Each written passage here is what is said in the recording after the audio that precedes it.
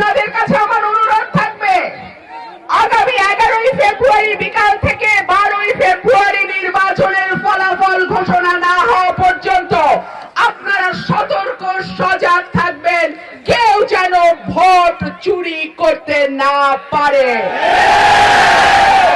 আমাদের প্রত্যেকের যার যার কেন্দ্রের পাহারায় থাকবেন। আপনার একটা ভোট আপনার ভবিষ্যৎ, পরিবারের ভবিষ্যৎ, এলাকার ভবিষ্যৎকে নির্ধারণ করবে। সুতরাং এত বছর পর নিজের পছন্দের প্রতিনিধি নির্বাচনের যেই সুযোগ এসছে, এই সুযোগকে কোনোভাবেই হেলায় হারাইতে দেয়া যাবে না। আমার প্রতীকটাই তো হইল লক্ষ্মী হাঁস।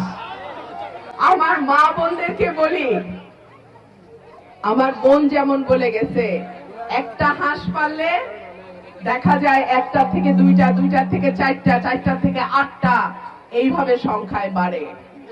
ডিমটাও দেয়, বাচ্চাটাও বিক্রি করা যায়, ঘরে বসে আয় করা যায়। প্রিয় ভাইরা আমার, আমরা অনেক কষ্ট করেছি।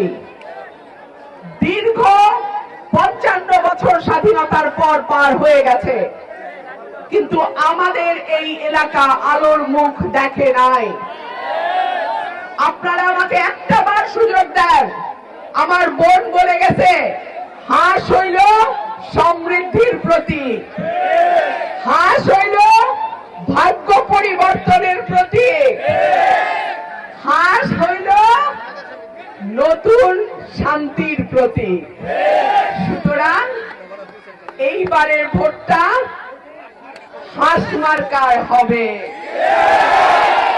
আমাদের এলাকার উন্নয়নের লক্ষ্যে, আমাদের এলাকায় নতুন করে জাগরণের লক্ষ্যে এইবারের ভোটটা আমার হাঁস মার্কায় চাই।